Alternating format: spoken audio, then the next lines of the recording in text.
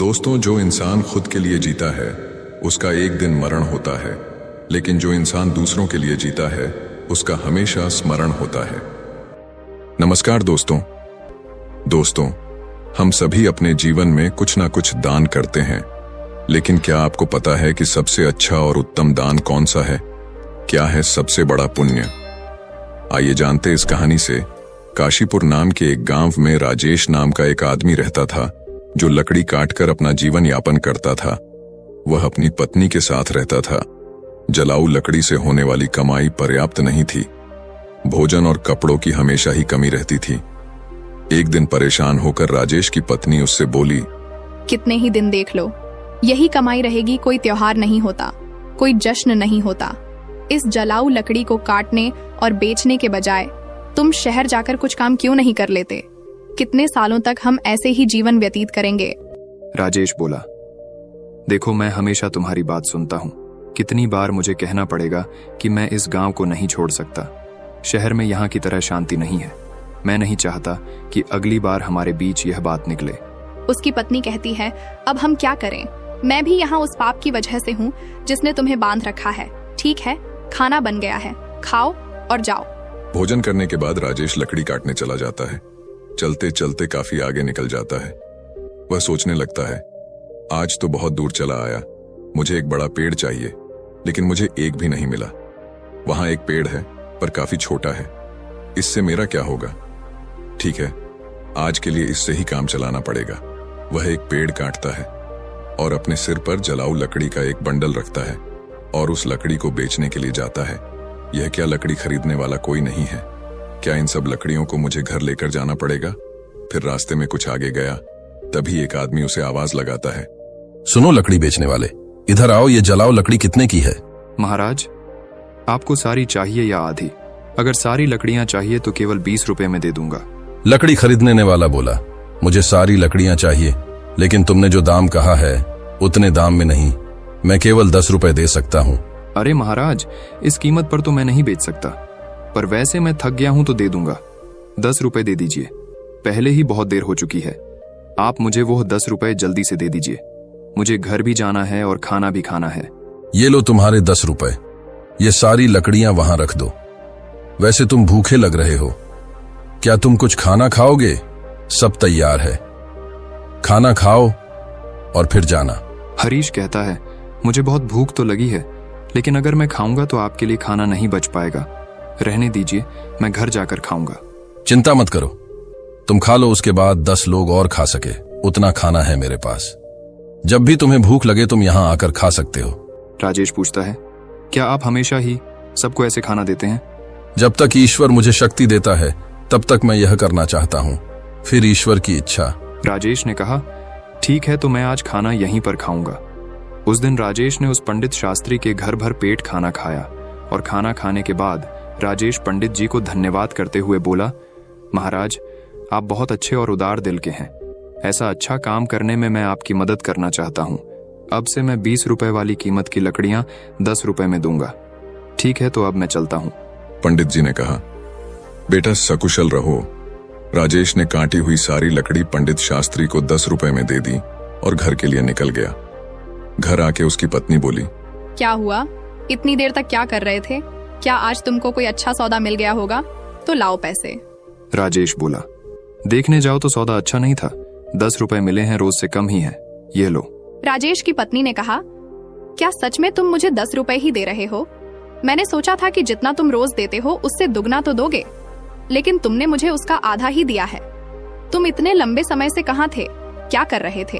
अरे मैं लकड़ियां बेचने निकला था, पर कोई खरीद ही नहीं रहा था, तो मैं हमारे पास के गांव गंगापुर में पंडित शास्त्री नाम के एक ब्राह्मण के घर गया था। वहां पर जो भी जाता है वह उन्हें प्यार से खाना खिलाते हैं। ऐसे लोगों के लिए हमें कुछ ना कुछ जरूर करना चाहिए। राजेश की पत्नी कहती है, हमेशा खाना देता है, फिर तो वह बहुत पैसे वाला होगा, नहीं तो वो ये कैसे करेगा? इतने लोगों को खाना देने वाले की तुमने कैसे मदद की? राजेश बोला, वो इतने अमीर नहीं है जितना तुम सोच रही हो। वह दान की अच्छी भावना रखते हैं, गंगापुर मंदिर के पुजारी हैं। वह अपनी कमाई से ही खाना देते हैं सबको। मैं तो पूछ रही थी कि तुमने उस ब्राह्मण की कैसे मदद की? हमारी आमदनी बहुत कम है, हम क्या मदद कर सकते हैं? स्वर्ग जाने के बारे में मत सोचो, पहले धरती के बारे में सोचो। फिर राजेश कहता है, तुम्हें पता भी है मैंने क्या किया? मैंने उन ब्राह्मण से कहा कि जो लकड़ी मैं लाता हूं उसे आधे दाम में दे दूंगा, और कल से कुछ लकड़ियां उनके लिए और बाकी लकड़ियां हमारे बेचने के लिए काटूं। पत्नी बोली, इतना ही काफी है, लेकिन अगर तुम जलाऊ लकड़ी के 2 ढेर नहीं काट सकते तो तुम ऐसे ही 10 रुपये लेकर वापस आओ। 10 रुपये में मैं घर कैसे चलाऊं, तुम ही बताओ। राजेश बोला, जो मैं चाहता हूं उसे पूरा करने की पूरी कोशिश करूंगा, और फिर भगवान की इच्छा, मैंने उन ब्राह्मण के घर खाना खाया है, तुम भी साथ चलना खाना खाने। राजेश हर दिन जलाऊ लकड़ी काटता था और पंडित शास्त्री से किए वादे के मुताबिक सिर्फ 10 रुपए लेता था। एक दिन पंडित शास्त्री भोजन करने बैठे ही थे, तभी बाहर से आवाज आई, महाराज लकड़ी लाया हूं, 10 रुपए दे दीजिए। यहां आकर अपनी लकड़ियां ले लीजिए ताकि मैं चला जाऊं। फिर शास्त्री जी ने कहा, देखो राजेश, मैं आज तुम्हें 10 रुपए नहीं दे सकता, तो तुम तुम्हारी लकड़ियां लो और जाओ वापस। क्यों जाऊं, यहीं के लिए लाया हूं, पैसा कल दे देना। मुझे बहुत भूख लगी है, तो कुछ खाना खिला दीजिए। खाना तो खिला ही सकते हैं ना, वैसे भी आप सभी को खिलाते हैं। शास्त्री जी ने कहा, बहुत अच्छे राजेश, पहले अपने पैर धो लो, तब तक मैं भोजन की व्यवस्था करता हूं। पंडित शास्त्री घर में जाकर अपनी पत्नी को यह बात बताते हैं। उसकी पत्नी बोली, आपने ऐसा वादा क्यों किया? हमारे घर में खाने के लिए कुछ भी नहीं बचा है, सिवाय उस खाने के जो आप अभी खाने वाले हैं। हम इस समय राजेश को कैसे खिलाएंगे? पूरा खाना खत्म हो चुका है, क्या आपको यह पता नहीं है? अरे इसमें ऐसी भी क्या बात हो गई? तुमने मुझे जो खाना परोसा है वह राजेश के लिए काफी है।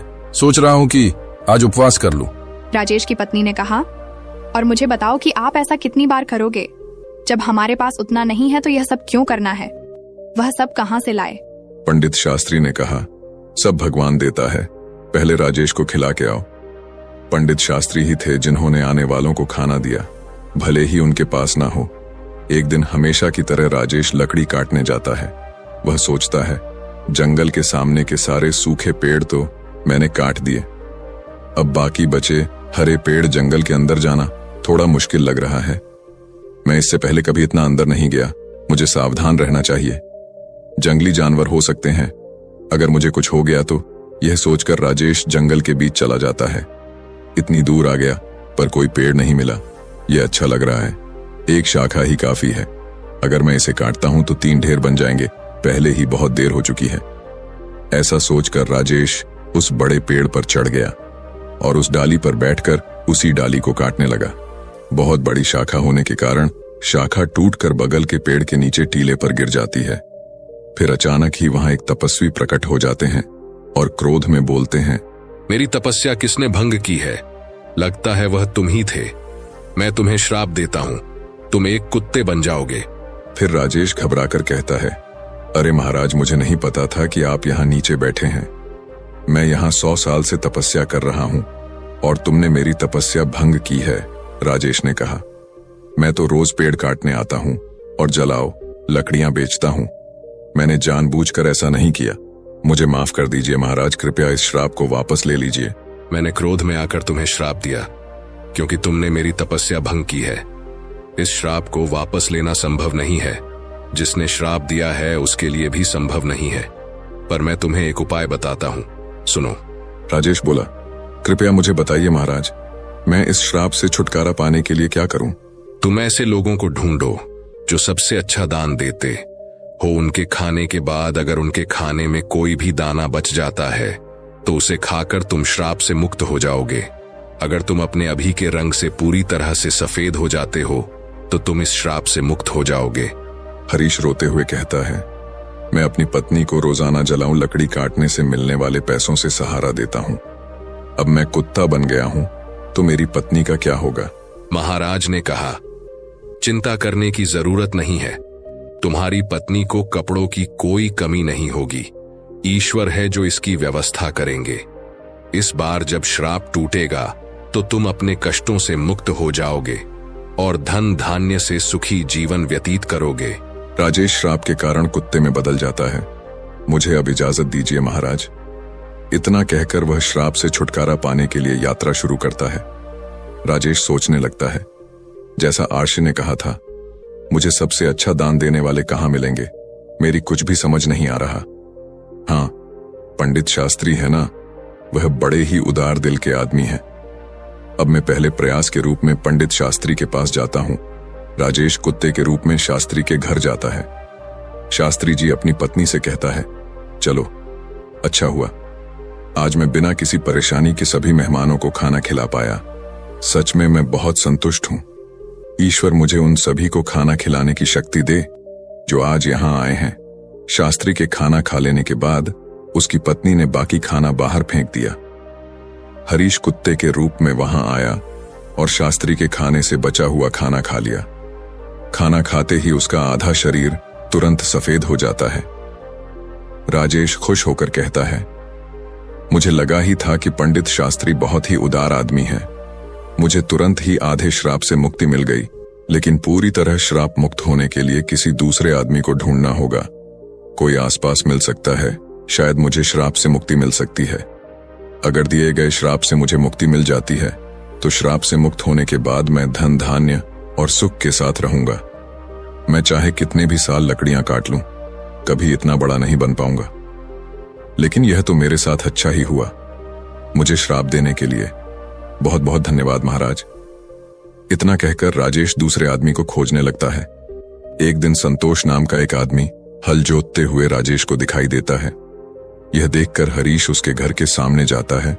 वहां से गाय दान लेने वाला सुरेश गाय को लेकर संतोष के बारे में सोचता है। संतोष बहुत ही पवित्र आदमी है। वह सिर्फ मुझे ही नहीं, कई लोगों को गाय दान कर रहा है। ऐसे लोगों को आशीर्वाद मिलना चाहिए। राजेश उसकी बातें सुनकर कहने लगता है, वाह वाह, आज मुझे श्राप से मुक्ति मिल जाएगी। यह आदमी उस पंडित शास्त्री के समान ही होना चाहिए जो सबसे अच्छा दान कर रहा है। रुक कर देखता हूं कि वह कब खाना खाता है। राजेश के वहां बहुत देर तक इंतजार करने के बाद संतोष ने अपना खाना खाया और पत्ते को बाहर फेंक दिया। राजेश तुरंत जाकर उस पत्ते का बचा हुआ खाना खा लेता है। राजेश आश्चर्य से कहता है, अरे कोई रंग नहीं उतरा। संतोष ने गाय का दान किया था, फिर रंग क्यों नहीं बदला? मुझे कुछ समझ नहीं आ रहा। वह वापस आकर शास्त्री जी के घर के बाहर बैठ गया। वहां दो आदमी आपस में बात कर रहे थे। अरे सुशील, आज संतोष ने फिर गाय का दान दिया। वह चाहे कितना ही दानी दिखता हो, वह हमेशा गांव के बाहर वालों को ही बुलाकर दान देता है। अगर तुम सच जानोगे तो चौंक जाओगे। उसकी सारी गाय 2 महीने से ज्यादा दूध नहीं देती। उसे यह पहले से ही पता होता है, और फिर उन्हें बैठाकर क्यों खिलाए, इसलिए दान कर देता है। वह कभी दूध देने वाली अच्छी गाय दान नहीं करता। ऐसा है क्या? अगर वह ऐसा करता है तो अवश्य ही उसे पाप लगेगा। हमारे राजा की तरह कोई भी नहीं कर सकता। वह एक महान दानी है। 1 हफ्ते से खाना दे रहे हैं और कल आखिरी दिन अन्नदान के साथ वस्त्र दान भी करने वाले हैं। वह वहां सबके साथ 1 हफ्ते से खाना खा रहे हैं। कभी उनके जैसा धर्मी देखा है कहीं? अरे ये तो कुछ नहीं। उन्होंने हमारे लिए अच्छी सड़कें बनवाई हैं, हर जगह कुएं और तालाब भी खुदवाए हैं। मतलब उन्होंने बहुत कुछ किया है। ऐसा धर्मी मैंने कहीं नहीं देखा। यह बातें सुनकर राजेश बहुत खुश हुआ। उसके मन में विचार आया कि चलो अब तो तय है कि मुझे श्राप से मुक्ति मिल जाएगी। मुझे तुरंत राजा के पास पहुंचना चाहिए। वह राजमहल के बजाय लोगों के साथ खाना खा रहे हैं। इस अवसर का लाभ उठाना चाहिए। अगले ही दिन राजेश उस जगह पहुंच गया जहां राजा खाना देता था। वहां उसने राजा को कपड़े बांटते हुए देखा। वह सोचने लगा, राजा कितने अच्छे हैं। वह खाना देने के साथ साथ सभी लोगों को कपड़े भी दे रहे हैं। मैं जिस दूसरे आदमी को ढूंढ रहा था, अवश्य ही यह वही राजा है। राजा के खाने तक इंतजार करना होगा।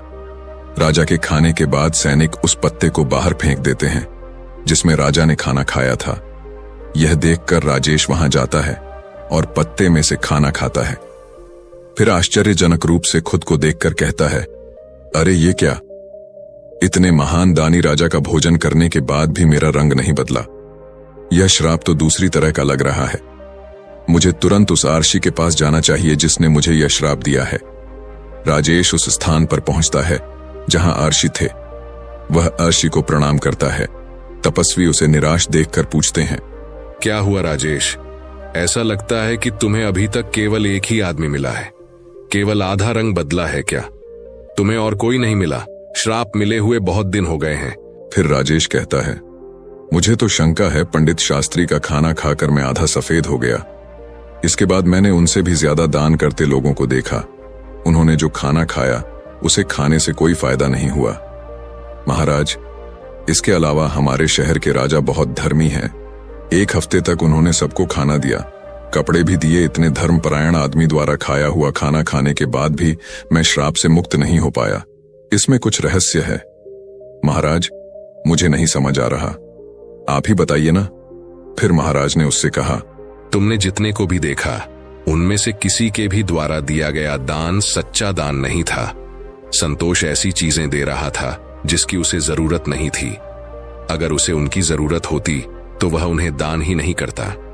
ऐसे ही राजा जो कुछ भी देता है उसे दान नहीं माना जाएगा, क्योंकि राजा खुद नहीं कमाता। वो तुम्हारे द्वारा दिए करों में से चुकाए गए धन को उस राज्य के लोगों पर खर्च करता है। कल के दान में भोजन और वस्त्र आपके द्वारा कर के रूप में ही दिए गए थे। इसीलिए जो भी दान उसने कल किए उसे दान नहीं माना जाएगा। यह लोगों का पैसा है और लोगों पर खर्च कर रहा है। समझ रहे हो तुम इसमें राजा का दान कहाँ है। इसलिए राजा ने जो समृद्ध भोजन खाया वह तुम्हें श्राप से मुक्त नहीं कर पाया। देखो राजेश, सही दान जो उस शास्त्री ने भूखे को खाना दिया वो था। भले ही उन्होंने खाना नहीं खाया, इसलिए उसका दान सबसे अच्छा है। कुछ और प्रयास करो तुम श्राप से मुक्ति पाने के लिए। राजेश समझ गया। महाराज धन्यवाद। राजेश उदास मन से वहां से चला जाता है। बाप रे, कितनी दूर चला आया। बहुत भूख लगी है। अच्छा होगा कि पास में कुछ खाना मिल जाए। वहां पास में एक बूढ़ा आदमी घड़े में पानी ले जाता हुआ उसे दिखा दिया। वहां 2 लोग बातें कर रहे थे। उस बूढ़े आदमी को देख रहे हो, वो घड़े में पानी लाता है और वहां रखता है। इस धूप वाले रास्ते से गुजरने वालों के लिए पानी लाता है। यह बूढ़ा आदमी ऐसा लग रहा है जैसे यह 80 साल से अधिक का है। इसका काम काबिले तारीफ है। बूढ़ा आदमी जो खाना लाया था उसे निकालकर खाने लगता है। भूखा हरीश बूढ़े आदमी के पास जाता है। बूढ़ा आदमी अपने खाने में से कुछ लेता है और राजेश को देता है। राजेश इसे खाते ही श्राप से मुक्ति पाकर एक आदमी बन जाता है। राजेश, उसने बूढ़े आदमी को धन्यवाद किया और वापस लौट आया। क्या बात है, दान कभी भी छोटा या बड़ा नहीं होता। दूसरों की भूख मिटाने वाले शास्त्री और प्यास बुझाने वाले उस आदमी जैसा होता है। सबसे अच्छा दान खुद के बजाय दूसरों की मदद करना होता है। ऐसे ही चलते चलते राजेश अपनी पत्नी के पास गांव पहुंच जाता है और खुशी से रहने लगता है। उधर पंडित शास्त्री ने इतना दान कर दिया था कि उसके पास खाने को भी कुछ नहीं रह गया था। जब उसकी पत्नी ने उससे कहा कि पास के गांव में एक सेठ जी रहते हैं और वह पुण्य को मोल में खरीद लेते हैं, अत आप उनके पास जाकर और अपना कुछ पुण्य बेच करके कुछ पैसा ले आइए, जिससे अपना कुछ काम चल जाए। शास्त्री की इच्छा न रहते हुए भी वह पत्नी के बार बार कहने पर वहां जाने को तैयार हो गया। उसकी पत्नी ने उसके खाने के लिए उसे 4 रोटियां बनाकर साथ में दी थी। वह अपने घर से चल दिया और जब वह शास्त्री उस नगर के पास पहुंचा जिसमें वह सेठ रहते थे, वहां एक तालाब था। वहीं स्नान आदि कर्मों से निवृत्त होकर वह रोटी खाने के लिए बैठा ही था कि इतने में एक कुतिया उसके सामने आ गई। उस कुतिया ने वन में बच्चों को जन्म दिया था। उसके बच्चे और वह कुतिया सभी 3 दिनों से भूखे थे। भारी बरसात हो रही थी, उसी के कारण वह बच्चों को छोड़कर शहर में नहीं जा सकती थी। कुतिया को भूखा देखकर शास्त्री ने उस कुतिया को एक रोटी दे दी।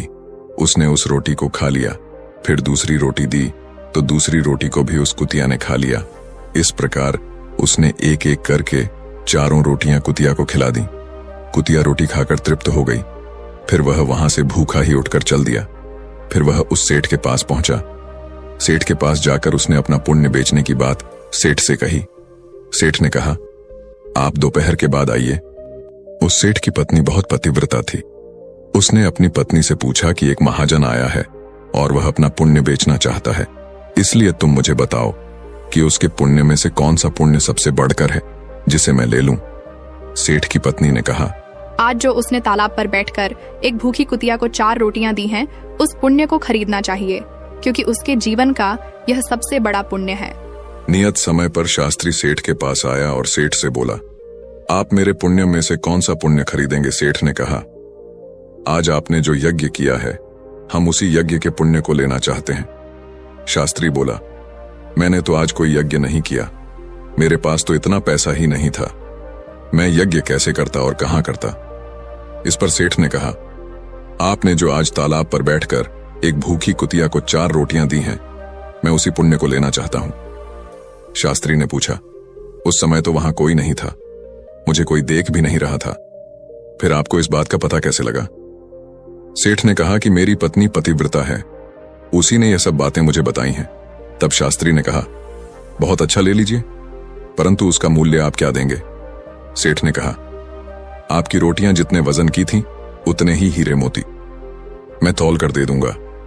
शास्त्री ने स्वीकार कर लिया और उसकी सम्मति के अनुसार सेठ ने एक अंदाज से उतने ही वजन की 4 रोटियां बनाकर तराजू के एक पलड़े पर रख दी और दूसरे पलड़े पर हीरे मोती आदि रख दिए। किंतु बहुत से रत्नों के रखने पर भी वह रोटी वाला पलड़ा उठा नहीं। इस पर सेठ ने कहा कि और रत्नों की थैली लाओ। जब उस शास्त्री ने अपने इस पुण्य का इस प्रकार का प्रभाव देखा तो उसकी आंखें खुल गईं। उसने कहा कि सेठ जी, मैं अभी इस पुण्य को नहीं बेचूंगा। सेठ बोला, जैसी आपकी इच्छा। इसके बाद वह शास्त्री वहां से चला गया और उसी तालाब के किनारे से, जहां बैठकर उसने कुतिया को रोटियां खिलाई थीं, थोड़े से चमकदार कंकड़ पत्थरों को तथा कांच के टुकड़ों को कपड़े में बांधकर अपने घर चला आया। घर आकर उसने वह पोटली अपनी पत्नी को दी और कहा, इसको भोजन करने के बाद खोलेंगे। ऐसा कहकर वह बाहर चला गया। उसकी पत्नी के मन में उस पोटली को देखने की बहुत इच्छा हो रही थी। उसने उस पोटली को खोला तो उसमें हीरे, पन्ने, माणिक आदि रत्न जगमगा रहे थे। वह बड़ी प्रसन्न हुई। थोड़ी देर बाद जब वह शास्त्री वापस आया तो उसकी पत्नी ने पूछा, इतने हीरे पन्ने कहां से ले आए? शास्त्री बोला, क्यों मजाक करती हो? उसकी पत्नी ने कहा, मजाक नहीं, मैंने स्वयं खोलकर देखा है, उसमें तो ढेर के ढेर बेशकीमती हीरे पन्ने भरे पड़े हैं। शास्त्री बोला, मुझे लाकर दिखाओ। उसने पोटली खोलकर उसके सामने रख दी थी। वो उन्हें देखकर चकित हो गया। उसने इसको अपने उस पुण्य का प्रभाव समझा जो उसने कुतिया को रोटियां खिलाई थीं। फिर उसने अपनी यात्रा का सारा वृत्तांत अपनी पत्नी को कह सुनाया। दोस्तों, इस कहानी का अभिप्राय यह है कि अभावग्रस्त आतुर प्राणी को दिए गए दान का अनंत गुना फल हो जाता है। वही सबसे बड़ा दान होता है और सबसे बड़ा पुण्य भी होता है। भगवान की दया के प्रभाव से कंकड़ पत्थर भी हीरे पन्ने बन जाते हैं। दोस्तों, इस प्रकार दीन, दुखी और अनाथ को दिया गया दान उत्तम है। किसी को संकट के समय दिया हुआ दान बहुत ही लाभकारी होता है।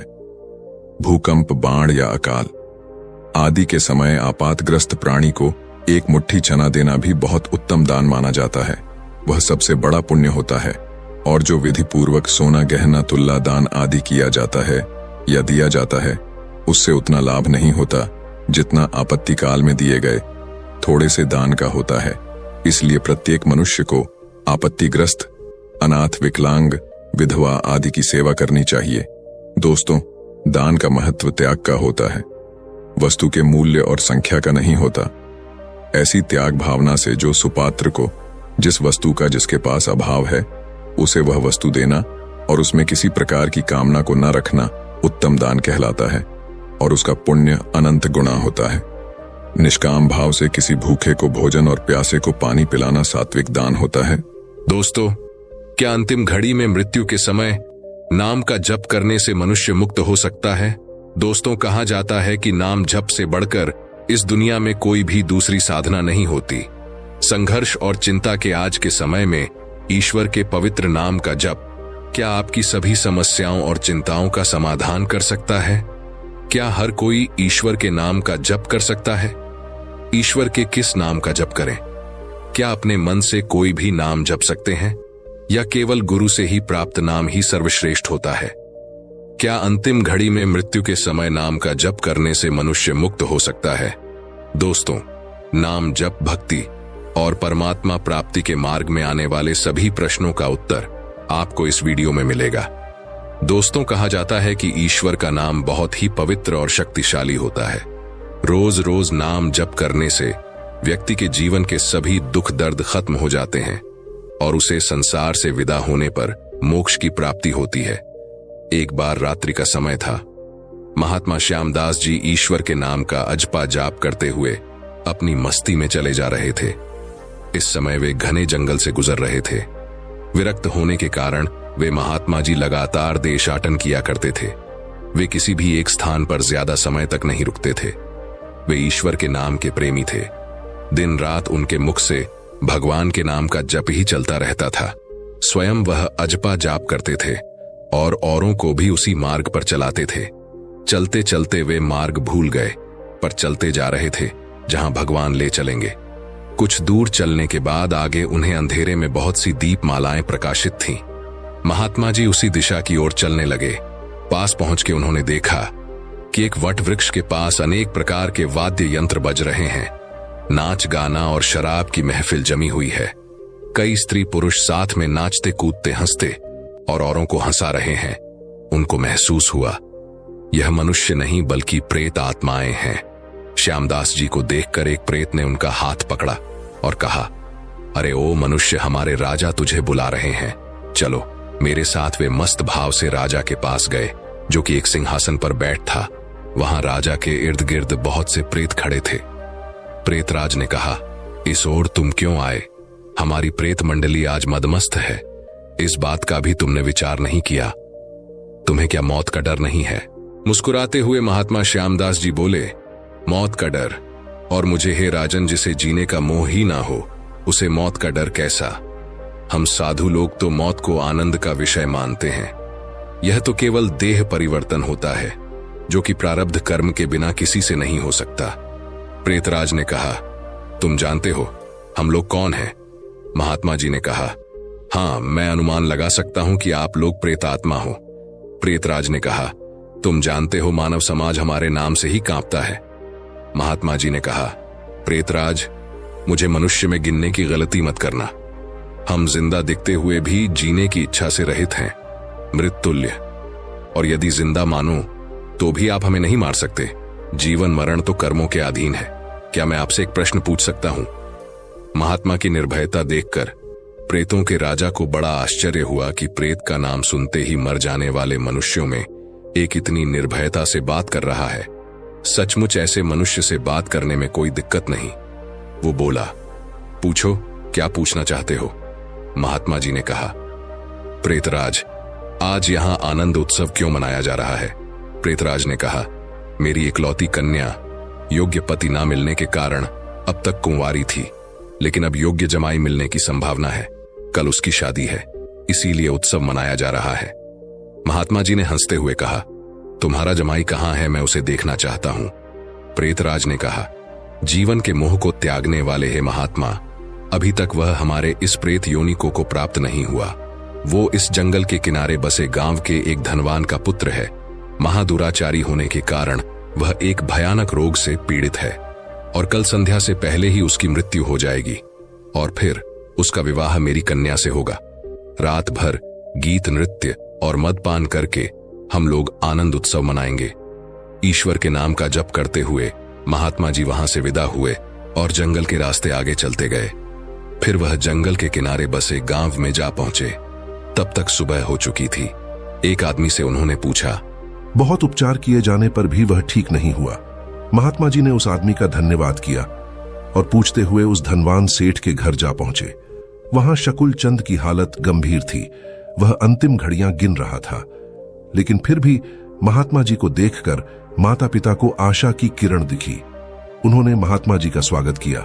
सेठ के बेटे के पलंग के पास आकर महात्मा जी प्रभु का नाम जाप करने लगे। दोपहर होते होते लोगों का आना जाना बढ़ने लगा। महात्मा जी ने पूछा, क्यों शकुल चंद, अब कैसी तबीयत है? उसने आंखें खोलते ही अपने सामने एक प्रतापी संत को देखा तो रो पड़ा। वह बोला, महाराज, क्या आप मेरा अंत सुधारने के लिए पधारे हो? मैंने अपने जीवन में बहुत पाप किए हैं। ईश्वर के दरबार में मैं क्या मुंह दिखाऊंगा? फिर भी आप जैसे संत के मुझे दर्शन हुए, यह मेरे लिए शुभ संकेत है। इतना कहते ही उसकी सांस फूलने लगी, वो खांसने लगा। महात्मा जी ने कहा, बेटा, निराश ना हो, भगवान का नाम तो पतित पावन है। तेरी यह अंतिम घड़ी है। अब काल से तुझे डरने की कोई जरूरत नहीं है। खूब शांति से अपनी तमाम चित्त वृत्तियों के वेग को रोककर भगवान के नाम के जप में अपने मन को लगाओ। अजपा जाप में लग जाओ, क्योंकि भगवान का नाम ब्रह्म हत्या आदि महापापों का नाश करने में समर्थ है। महात्मा जी ने शकुल चंद के कान में भगवान के नाम का उच्चारण किया। दिन ढलते ही शकुल चंद की बीमारी बढ़ने लगी। वैद्य हकीम बुलाए गए, भस्म आदि कीमती औषधियां दी गई, किंतु अंतिम समय आ गया। यह जानकर महात्मा जी ने थोड़ा नीचे झुककर उसके कान में फिर से भगवान का नाम लेने की याद दिलाई। भगवान के नाम का उच्चारण करते ही शकुल चंद के प्राण पखेरु उड़ गए। लोगों ने रोना धोना शुरू कर दिया। शमशान यात्रा की तैयारियां होने लगी। मौका पाकर के महात्मा जी वहां से चल दिए। नदी के तट पर आकर स्नान ध्यान करके नाम का स्मरण करते हुए वह वहां से रवाना हुए। शाम ढल चुकी थी। वे मध्य रात्रि के समय जंगल में फिर से उसी वट वृक्ष के नीचे जा पहुंचे जहां पर प्रेत समाज उपस्थित था। प्रेतराज सिंहासन पर हताश होके बैठा था। आज गीत नृत्य हास कुछ नहीं था। चारों ओर करुण कंदन हो रहा था। सभी प्रेत रो रहे थे। महात्मा जी ने पूछा, प्रेतराज, कल तो यहां बड़ा आनंद उत्सव हो रहा था, लेकिन आज शोक समुद्र लहरा रहा है, क्या कुछ अहित हो गया? प्रेतराज ने कहा, हां भाई, इसीलिए हम सब रो रहे हैं। हमारा तो सत्यानाश हो गया है। मेरी बेटी की आज विवाह होने वाला था, अब वो कुंवारी ही रहेगी। महात्मा जी ने पूछा, प्रेतराज, तुम्हारा जमाई तो आज मर गया है, फिर तुम्हारी बेटी कुंवारी क्यों रही? प्रेतराज ने गुस्से से कहा, यह सब तेरे पाप से हुआ है। मैं ही मूर्ख था जो मैंने कल तुझे सब कुछ बता दिया। तूने तो हमारा सत्यानाश कर दिया। महात्मा जी ने नम्र भाव से कहा, हे प्रेतराज, मैंने आपका अहित किया, यह मुझे समझ में नहीं आया, क्षमा करें। मुझे मेरी भूल बताओगे तो मैं दोबारा ऐसा नहीं करूंगा। प्रेतराज ने जलते हृदय से कहा, यहां से जाकर तूने उस मरने वाले शकुल चंद को नाम स्मरण का मार्ग बताया और अंत समय भी उसे भगवान का नाम कहलवाया, और मेरी बेटी कुंवारी ही रह गई। महात्मा जी ने कहा, क्या सिर्फ एक बार नाम, जब से वह प्रेत योनि से छूट गया, क्या आप सच कह रहे हो? प्रेतराज ने कहा, हां भाई, जो मनुष्य भगवान के नाम का जप करता है, वह नाम जप के प्रताप से हमारी प्रेत योनि को कभी प्राप्त नहीं होता। और यह सच है कि भगवान के नाम जप में नर उद्धारण शक्ति होती है। भगवान के नाम जप का यह प्रताप सुनकर महात्मा जी प्रेम के आंसू बहाते हुए वहीं पर भाव समाधि में लीन हो गए, और उनकी आंखें तब खुली जब वहां पर प्रेत समाज उपस्थित नहीं था। सूर्य की सुनहरी किरणें वट वृक्ष को शोभा मानकर रही थीं। महात्मा जी के वट वृक्ष के नीचे नाम जप करने से उन सभी प्रेत आत्माओं को मुक्ति मिल चुकी थी। महात्मा जी वहां से उठे और भगवान का स्मरण करते हुए अपने रास्ते पर चल दिए। कहते हैं कि नाम जप करने वाले व्यक्ति को उसके अभिमान, लालच, वासना, क्रोध और द्वेष जैसी भावनाओं का भी अंत हो जाता है। दोस्तों, नाम जप से बढ़कर कोई साधना नहीं है। तुम जो चाहो सो करो, पर नाम लेते रहो, इसमें जरा सी भी भूल ना हो। दोस्तों, एक बार की बात है, एक बहुत बड़ा चोर था। जब मरने लगा तो उसने अपने बेटे को बुलाकर नसीहत दी, अगर तुझे चोरी करना है तो किसी महात्मा के सत्संग में, गुरुद्वारा, धर्मशाला या धर्मस्थल पर कभी मत जाना, इनसे दूर ही रहना। और दूसरी बात, अगर कभी पकड़े जाओ तो कभी यह मत मानना कि तुमने चोरी की है, चाहे कितनी भी मार पड़े, लेकिन मानना नहीं कि तुमने चोरी की है। लड़के ने कहा, जी सत्य वचन, मैं ऐसा ही करूंगा। इसके बाद वह चोर मर गया। उसका बेटा काफी अकेला हो चुका था। फिर लड़का रोज रात को चोरी करने लगा। एक बार उस लड़के ने सोचा कि रोज छोटी मोटी चोरी करके वह थक गया है, इसलिए वह आज राज किसी बड़े घर सेठ के यहाँ चोरी करने जाएगा। इसलिए वह रात को चोरी कर लिए। किसी सेठ के घर में ताले तोड़ने लगा। ताले तोड़ने की आवाज से घर वाले जाग गए। उन्होंने शोर मचा दिया। आगे पहरेदार खड़े थे। उसने कहा, आने दो, बचकर कहां जाएगा, हम उसे जरूर पकड़ लेंगे। अब इधर घर वाले खड़े थे, उधर पहरेदार खड़े थे। चोर जाए तो किधर जाए? खैर, किसी तरह बचकर वह वहां से भाग निकला। रास्ते में गुरुद्वारा पड़ता था। उसे अपने पिता की सलाह याद थी कि गुरुद्वारे में नहीं जाना, लेकिन अब वह करे तो क्या करे। आखिर उसने सोचा कि मौका देखना चाहिए और वह गुरुद्वारे में चला गया। वह अपने पिता का आज्ञाकारी बेटा था। उसने अपने कानों में अपनी दोनों उंगलियां डाली ताकि सत्संग के वचन उसके कानों में ना पड़े, क्योंकि उसके पिता ने उसे मना कर रखा था कि सत्संग में नहीं जाना। तो उसने अपने कानों में अपनी दोनों उंगलियां डाल ली कि जिससे सत्संग वो ना सुन पाए। दोस्तों, जो हमारा मन होता है वो अड़ियल घोड़े की तरह होता है, इसे जिधर से मोड़ो उधर ही जाने लगता है। वह चोर अपने कानों को बंद कर लेने पर भी चोर के कानों में यह वचन पड़ गए कि देवी देवताओं की परछाई नहीं होती। वहां पर सत्संग चल रहा था और इसने अपने कान बंद कर रखे थे, फिर भी उसके कान में थोड़ी सी आवाज पड़ ही गई कि देवी देवताओं की परछाई नहीं होती। उसके मन ने कहा कि परछाई चाहे हो या ना हो, मुझे क्या। फिर मैंने यह वचन जानबूझकर तो नहीं सुने, अनजाने में ही सुन लिए। उसने अपने पिता को सफाई देते हुए मन ही मन कहा कि मैंने जानबूझकर यह वचन नहीं सुने, ऐसे ही सुन लिए। मैंने तो कान बंद रखे थे। अब इधर घर वाले, उधर पहरेदार उसके पीछे लगे थे। किसी ने उनको बताया कि चोर इस गुरुद्वारे में गया है। गुरुद्वारे की जांच हुई तो वह चोर पकड़ा गया। उस चोर की पुलिस ने खूब पिटाई की, लेकिन वह नहीं माना कि उसने चोरी की है। आपको बता दें कि उस समय यह नियम था कि जब तक मुजरिम अपराध को स्वीकार न करे तब तक उसे सजा नहीं दी जा सकती थी। आखिर उस चोर को राजा के सामने पेश किया गया। वहां भी उसे खूब मार पड़ी, लेकिन वह चोर था, वह मानने को तैयार ही नहीं था। उसने अपने पिता को वचन दे रखा था कि चाहे कितनी ही मार क्यों ना पड़े, वह नहीं मानेगा कि उसने चोरी की है। सेठ को पता था कि जो चोर होते हैं वह देवी देवताओं की बहुत पूजा करते हैं, देवी की आराधना करते हैं। इसलिए पुलिस ने एक महिला ठगनी को सहायता के लिए बुलाया।